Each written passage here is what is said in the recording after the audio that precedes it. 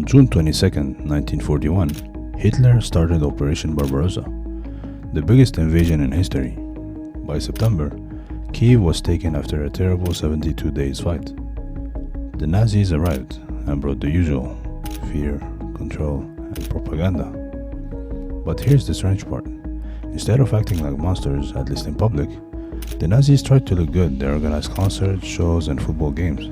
In fact, as part of this so-called pacification, a German general named Friedrich Georg Eberhard, who was a huge football fan, suggested that local teams should play against Axis forces.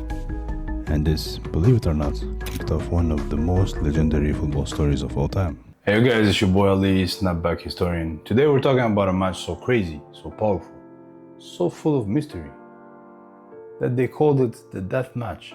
And yeah, people die in this story. But not during the match. That part is more like Soviet drama. Meet Nikolai Trusevich, once the goalkeeper for Dynamo Kiev. He was selling lighters in a market just to survive. Kiev under Nazi rule was hard for everyone, including former athletes. Suddenly came Josef Kordik, a Czech working with the Germans who became the new boss of a local bread factory. He saw Trusevich and hired him. Trusevich got the job, and he brought with him his old teammates too. Soon, they had a full squad, 9 former players, pros, from Dynamo, Spartak and Lokomotiv, plus a chef, a guard and some factory workers. And they started a new team called FC Start. Okay, not the craziest name, but yeah, does the job. Just a group of guys who loved football and needed a reason to smile. And here's the thing, these weren't amateurs, they were real players, trained before the war. One of them, Ivan Kuzmenko, even trained with a ball 3 times heavier than normal. I mean, that's what they say, like we don't know if it's true or not. So when he kicked the ball, a regular ball, it was a missile.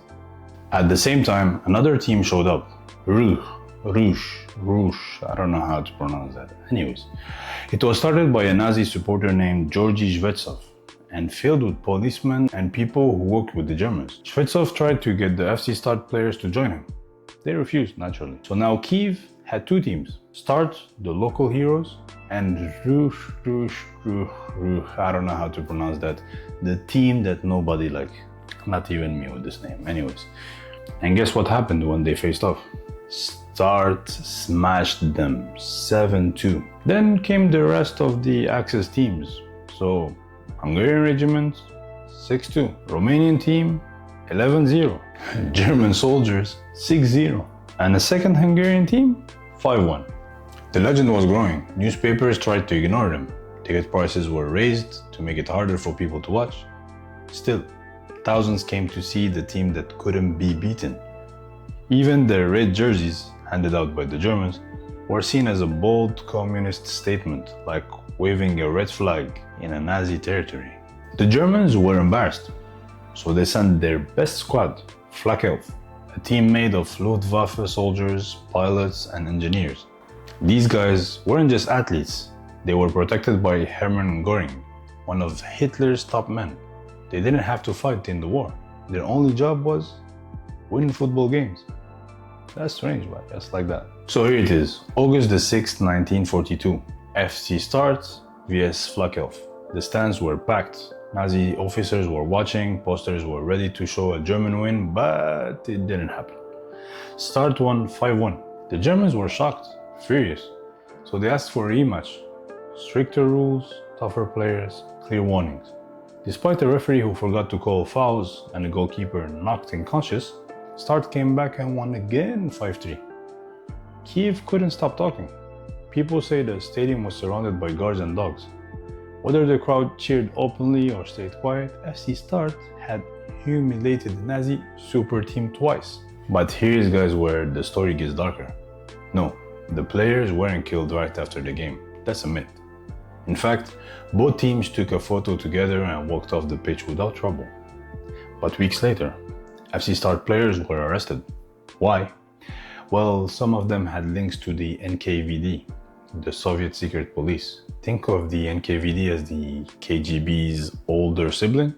So they were in charge of spying, arrests, and handling enemies. Because many Soviet clubs had connection to the NKVD before the war, the Germans believed these players were spies. 5 players were executed from that team, including Kuzmenko, Trusevich, Korotkik, who was confirmed to be NKVD. Still, there is a debate. Were they killed because of the game, or was it something else? A German court in 2005 stated that the death weren't linked to football. But here's the thing, when the Soviets took Kiev back in 1943, they didn't know what to do with the story. At first, they were scared the FC Start players might have worked with the Nazis, but when they saw how popular the story was, they ran with it, twisting parts to make it more heroic. One surviving player, Makar Goncharenko, later said the Soviets told him to say the Gestapo had warned the team to lose or die, a story that may have been more dramatic than true. Still, the idea of a brave man standing up to their occupiers with just football boots and hearts was too powerful to ignore. Today, 5 players, Tkachenko, Korotkik, Trusevich, Klimenko and Kuzmenko, are remembered as heroes, and the monument to FC Start still stands in Kiev today. They even inspired Hollywood.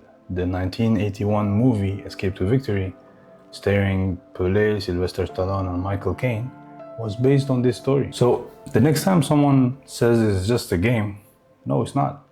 In 1942, a group of bread factory workers took on Hitler's favorite players and won. Not for fame, not for money, but for pride and for their city. Alright guys, this is the Snapback Historian. If you like this story of football, war and standing strong, hit that like button, leave a comment and subscribe. Thank you for watching guys, thank you for supporting the channel for those who do. And remember something, sometimes resistance doesn't look like a battlefield. Sometimes the resistance is on that football field. Salam alaikum.